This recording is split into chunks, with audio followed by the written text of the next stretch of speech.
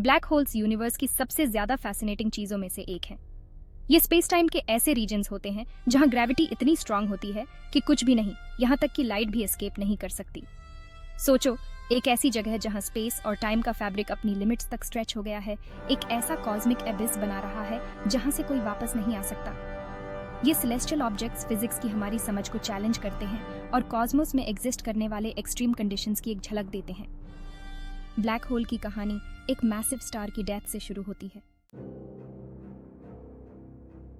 Black hole का formation एक dramatic event होता है जो एक स्टार की लाइफ के एंड और एक कॉस्मिक मॉन्स्टर के बर्थ को मार्क करता है। जैसे ही स्टार का कोर कोलैप्स होता है, इसकी डेंसिटी तेजी से बढ़ती है। ग्रेविटेशनल पुल इतनी इंटेंस हो जाती है कि ये बाकी सभी फोर्सेस को ओवरकम कर लेती है, जिसमें इलेक्ट्रोमैग्नेटिक फोर्स भी शामिल है जो एटम्स को एक साथ होल्ड करके रखती है।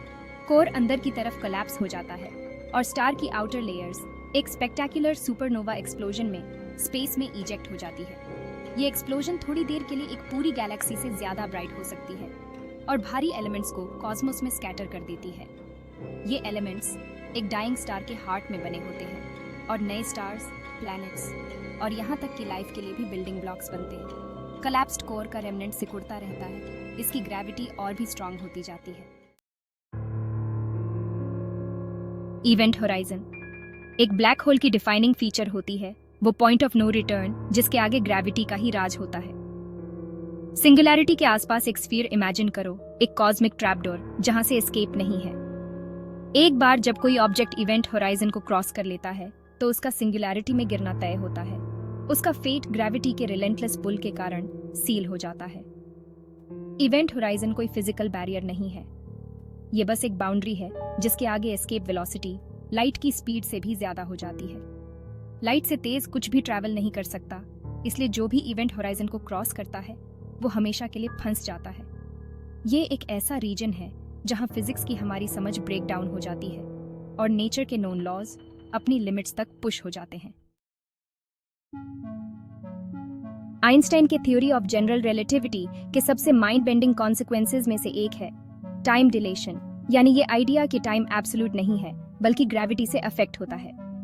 ब्लैक होल जैसे मैसिव ऑब्जेक्ट के पास टाइम उन ऑब्जर्वर्स के रिलेटिव स्लो हो जाता है जो वीकर ग्रेविटेशनल फील्ड्स में होते हैं। ये फिनोमिनन, जिसे आइंस्टाइन के इक्वेशंस ने प्रिडिक्ट किया था, एक्सपेरिमेंटली कई तरीकों से वेरीफाई किया जा चुका है। दो आइडेंटिकल क्लॉक्स इमेजिन करो, एक को ब्लैक होल के इवेंट होराइजन के पास रखा गया है और दूसरे को बहुत दूर। दूर से देखने पर ब्लैक होल के पास वाली क्लॉक दूर वाली क्लॉक से स्लो टिक करेगी। टाइम का ये डिफरेंस किसी मैकेनिकल मैलफंक्शन की वजह से नहीं है, बल्कि ब्लैक होल की इमेंस ग्रेविटी की वजह से, स्पेस टाइम के वार्पिंग की वजह से है। ब्लैक होल में गिरने वाले ऑब्जेक्ट के लिए टाइम नॉर्मली फ्लो होता हुआ दिखाई देगा। हालांकि एक आउटसाइड ऑब्जर्वर के पर्सपेक्टिव से ऑब्जेक्ट इवेंट होराइजन के पास पहुंचते ही स्लो होता हुआ दिखाई देगा और आखिरकार इवेंट होराइजन पर ही टाइम में फ्रीज हो जाएगा। ये time dilation effect black hole के पास स्पेस टाइम के एक्सट्रीम कर्वेचर का एक कॉन्सिक्वेंस है। ब्लैक होल्स अपने डार्कनेस के बावजूद कॉस्मिक लेंसेज की तरह काम कर सकते हैं, स्पेस टाइम के फैब्रिक को डिस्टॉर्ट कर सकते हैं और अपने पास से गुजरने वाले लाइट के पाथ को बेंड कर सकते हैं। ये फेनोमेनन, जिसे ग्रेविटेशनल लेंसिंग कहा जाता है, यूनिवर्स में डिस्टेंट ऑब्जेक्ट्स को स्टडी करने के लिए एक पावरफुल टूल देता है। स्पेस में एक मैग्नीफाइंग ग्लास इमेजिन करो जो अरबों लाइट ईयर्स दूर गैलेक्सीज के हिडन डिटेल्स को रिवील करता है।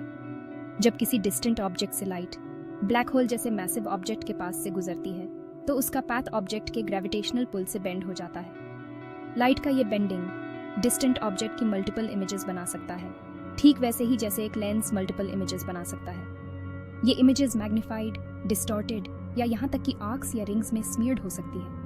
ये इस बात पर डिपेंड करता है कि ऑब्जर्वर, लेंसिंग ऑब्जेक्ट और सोर्स कैसे अलाइन है। ग्रेविटेशनल लेंसिंग एस्ट्रोनॉमर्स को यूनिवर्स में मैटर के डिस्ट्रीब्यूशन को स्टडी करने के लिए एक यूनिक टूल प्रोवाइड करता है, जिसमें डार्क मैटर भी शामिल है जो ग्रेविटी के अलावा लाइट के साथ इंटरैक्ट नहीं करता है। डिस्टेंट गैलेक्सीज की डिस्टॉर्टेड इमेजेस को एनालाइज करके एस्ट्रोनॉमर्स यूनिवर्स में मास के डिस्ट्रीब्यूशन को मैप कर सकते हैं और उस इनविजिबल स्कैफोल्डिंग को रिवील कर सकते हैं जिस पर गैलेक्सीज टिकी हुई है।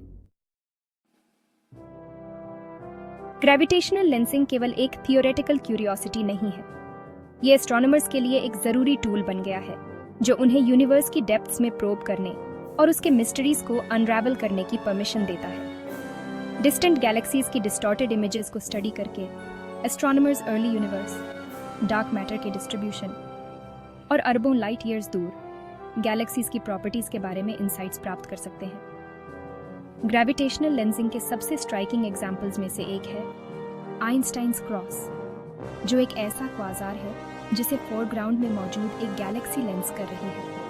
क्वाज़ार की लाइट गैलेक्सी के चारों ओर बेंड हो जाती है, जिससे क्वाज़ार की 4 इमेजेस बनती हैं, जो एक क्रॉस लाइक पैटर्न में अरेंज्ड होती है। ये कॉस्मिक मिराज आइंस्टाइन के थ्योरी ऑफ जनरल रिलेटिविटी की एक स्टनिंग कॉन्फर्मेशन प्रोवाइड करता है। ग्रेविटेशनल लेंसिंग एस्ट्रोनॉमर्स को एक्सोप्लैनेट्स यानी दूसरे स्टार्स की परिक्रमा करने वाले प्लैनेट की प्रॉपर्टीज को स्टडी करने की परमिशन भी देता है।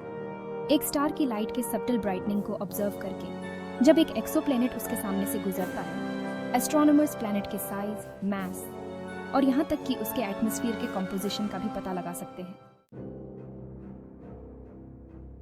ब्लैक होल्स, जिन्हें कभी कॉस्मिक ऑडिटीज माना जाता था, अब गैलेक्सीज के एवोल्यूशन में एक फंडामेंटल रोल प्ले करते हुए दिखाई देते हैं। ये वो इंजन्स हैं जो यूनिवर्स में कुछ सबसे ज्यादा एनर्जेटिक फिनोमेना को पावर करते हैं, क्वाज़र्स से लेकर गामा रे बर्स्ट्स तक। इनकी ग्रेविटी स्टार्स और गैलेक्सीज की डेस्टिनीज को शेप देती है और क्रिएशन और डिस्ट्रक्शन के कॉस्मिक डांस को इन्फ्लुएंस करती है। सुपर मैसिव ब्लैक होल्स हमारे सन से लाखों या अरबों गुना ज्यादा मैसिव, ज्यादातर गैलेक्सीज के सेंटर्स में छिपे हुए हैं, जिनमें हमारी मिल्की वे भी शामिल है। ये ग्रेविटेशनल बिहीमथ्स कॉस्मिक एंकर्स की तरह काम करते हैं, गैलेक्सीज को एक साथ होल्ड करके रखते हैं और स्टार फॉर्मेशन को रेगुलेट करते हैं।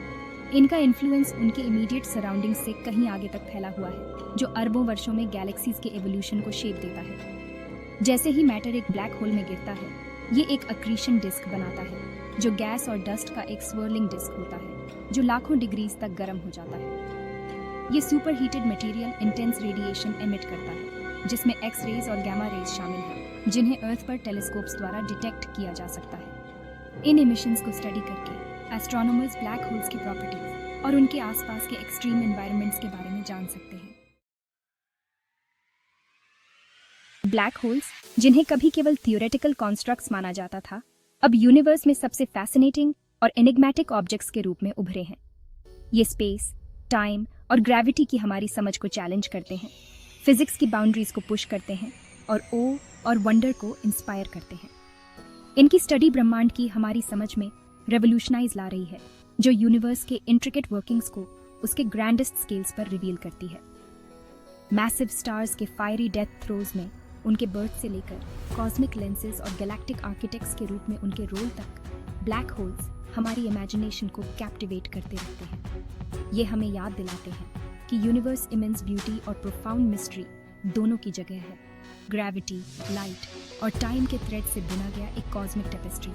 जैसे जैसे हम ब्लैक होल्स के मिस्ट्रीज में और गहराई से उतरते हैं, हम डिस्कवरी के एक ऐसे जर्नी पर निकलते हैं जो यूनिवर्स और उसके भीतर हमारी जगह की हमारी समझ को ट्रांसफॉर्म करने का प्रॉमिस करता है। इन कॉस्मिक एनिग्मास को समझने की क्वेस्ट एक ऑनगोइंग एडवेंचर है, जो ह्यूमन स्पिरिट की बाउंडलेस क्यूरियोसिटी और इंजेन्युइटी का प्रमाण है।